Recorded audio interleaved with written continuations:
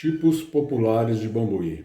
Os tipos populares são aqueles indivíduos que, levados a uma vida de exclusão social e financeira, de penúria e miséria, criam, muitas vezes involuntariamente, um estilo de vida que os tornam diferentes, atraindo a atenção pelo jeito de andar, de vestir, de falar e de viver. Todas as cidades têm, teve ou terá os seus tipos populares.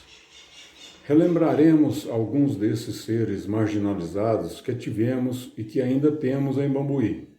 Resgataremos suas façanhas, seus causos, que marcaram a vida da comunidade e deixaram seus nomes gravados na história.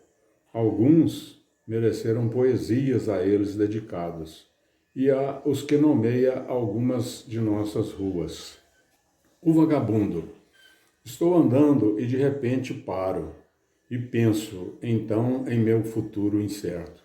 Eu nada tenho e vivo ao desamparo, como uma simples pedra no deserto.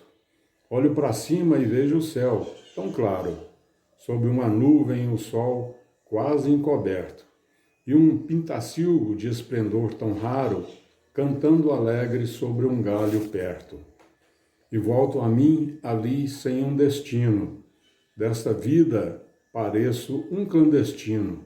Nem sei por que, meu Deus, eu vim a esse mundo. Mas me consolo, olhando a natureza, pois para dar valor a essa beleza é necessário ser um vagabundo. Poesia de Jadir Vilela Júnior.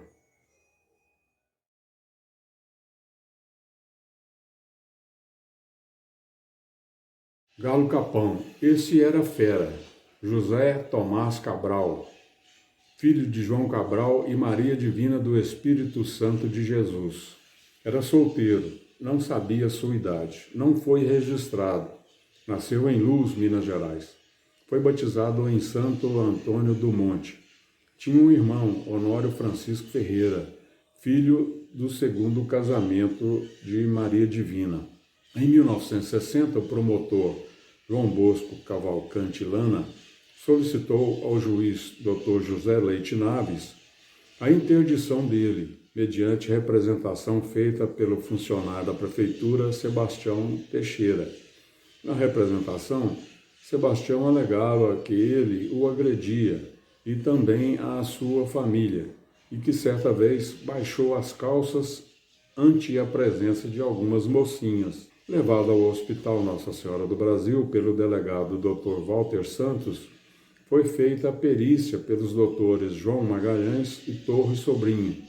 Estes afirmaram que o examinado sofria retardo mental e não era agressivo desde que não fosse insultado. Tornava-se agressivo quando era chamado pelo apelido de Galo Capão. Foi interrogado pelo juiz Dr. Paulo Viana Gonçalves, a quem respondeu que não sabia a sua idade, que havia levado uma pedrada de um funcionário da prefeitura.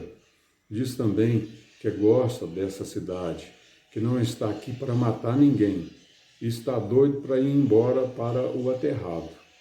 O juiz mostrou-lhe uma cédula de 500 cruzeiros. Ele disse que era de 100 cruzeiros. Ele foi interditado em 1964, tendo seu irmão como curador. Faleceu de parada cardíaca. Teria comido uma grande quantidade de ovos cru que encontrara em um ninho de galinha, tendo sido esse o motivo de sua morte.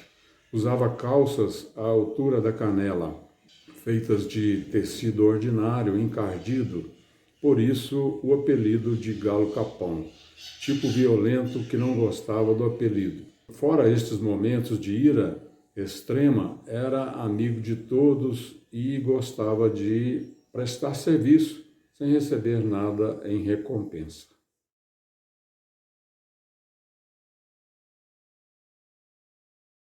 Chamava-se Marcolina Alcida, também conhecida por Marcolina Helena. Ela faleceu em 15 de junho de 1970. Era solteira. Tinha um filho de nome José, que fora criado pela avó. Ela tinha uma irmã, Maria, Madalena de Jesus. Era negra, obesa, seios enormes, bumbum idem, boca grande, lábios grossos, nariz chato. Usava sempre um pano amarrado à cabeça. Debochada, falava todos os palavrões possíveis e inimagináveis, quando provocada. Mesmo quando não era provocada, gostava de recitar chavões de baixo calão do tipo: aqui nessa rua, se maminha de moça fosse buzina, ninguém dormia de noite. Morava em um barraco simples na rua Alzira Torres. Quando alguém, para provocá-la, ameaçava tomar-lhe o barraco, ela reagia como sempre em altos brados. Ele está querendo bancar o boné do capitão e tomar a minha posse. Aí desfiava seu vasto corolário de palavrões. Seus amigos preferidos, que citava sempre, eram Sinfrônio Torres, Sebastião Soares e Sebastião José de Magalhães.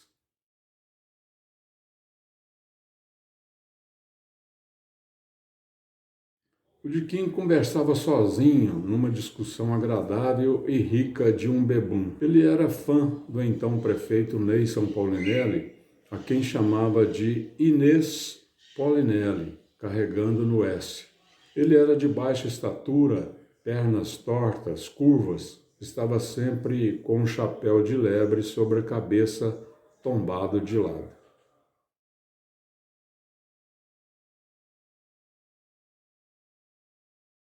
Pedrinho era um criolim franzino, olhar esperto, era alcoólatra. Para tira-gosto, gostava de churrasco. Como na maioria das vezes ele não conseguia quem lhe desse essa iguaria, ele mesmo providenciava. Conseguia um espeto qualquer, revirava latas de lixo, onde conseguia cebola, tomate, repolho, pepino, pimentão e até algum pedaço de pão. Ele pedia nos açougues carnes que normalmente descartavam. Colocava tudo no espeto, juntava jornais e alguns papéis, fazia uma fogueira e tentava assar o seu churrasco, quase sempre sem nenhum sucesso.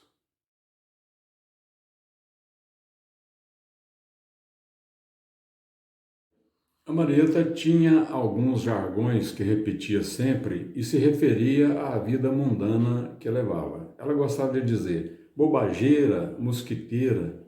Quando via um mocinho, dizia, é bom, né, filho? Ou, para a mocinha, dizia, é ruim, né, filha? Arde. Infelizmente, eu não posso contar aqui porque ela dizia que era bom e porque ardia e onde ardia. No final da sua vida, ela estava recolhida na Vila Vicentina.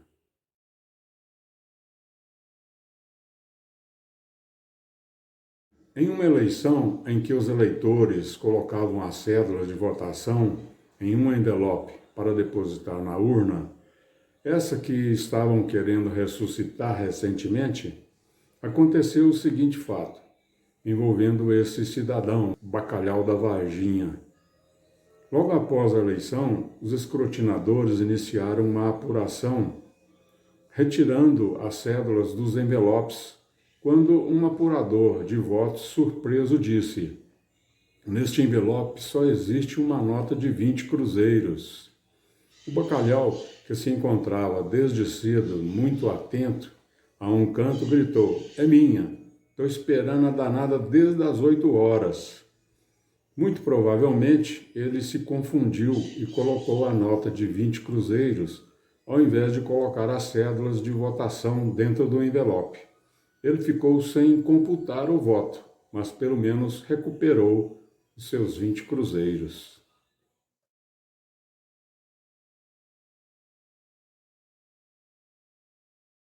Crioulo de baixa estatura, muito agitado, às vezes inconveniente. Corria pela rua batendo as mãos espalmadas de forma alternada, vigorosa no peito, produzindo um barulho característico. Apesar de ter estudado pouco, Procurava falar bem e de forma articulada as palavras. Lúcio Borracha, a quem nos referimos, gozador inveterado, nos poucos momentos de sobriedade, não perdia a chance de achincalhar o Marcelino quando o encontrava. Marcelino ficava furioso com as brincadeiras. Quando Lúcio Borracha faleceu, o Marcelino apareceu no velório, já de madrugada. As poucas pessoas que se encontravam no local estavam do lado de fora conversando. Marcelino entrou sorrateiro na sala onde estava o caixão e ficou por um bom tempo, só ele e o falecido Lúcio. Alguém preocupou-se e resolveu ver o que estava ocorrendo. Ele deparou então com Marcelino, que sem nenhum peso de consciência estava com uma das velas acesas que ladeavam o caixão nas mãos, deixando pingar de forma alternada nos olhos do Lúcio Borracha. Foi a forma que o Marcelino encontrou para se vingar dos aborrecimentos que teve enquanto aquele bebum viveu.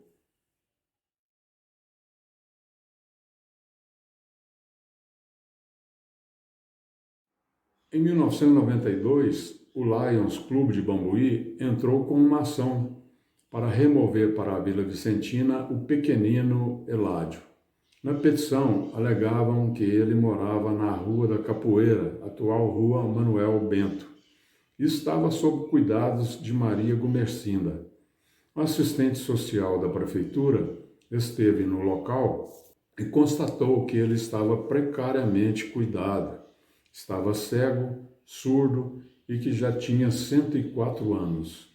A cuidadora alegou que a aposentadoria dele ela recebia e depositava na conta de uma filha dela.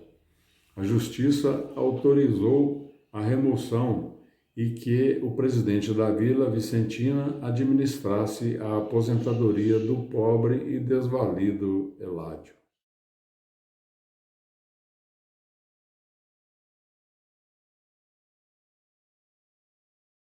Eleusa ela própria se chamava de Eleusas, no plural, dona de um sorriso franco e aberto, às vezes exagerado, de comportamento aflito, inquieto. Morou por certo tempo na zona boêmia. Terminou seus dias na Vila Vicentina, onde estava morando finalmente.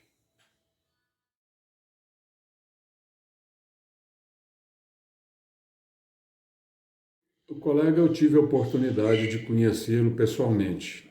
Ele morava no bairro dos Campos. Certa vez me disse que na casa dele havia tantos ratos que às vezes ele acordava à noite com os ratos roendo-lhes as unhas dos pés.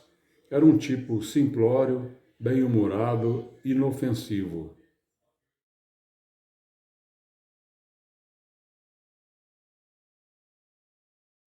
O Chico Piriá nasceu em Piumhi em 1901. Ele faleceu em Bambuí em 1990. Era viúvo, já em idade avançada e apresentando senilidade, gostava de assustar as pessoas, principalmente as crianças, soltando pequenas bombinhas aos pés dessas pessoas. Quando ele conseguia seu intento, ele saía ligeiro, soltando gargalhadas. Antes, porém, agradava as crianças, que chamava de compadres, distribuindo-lhes balas e bombons.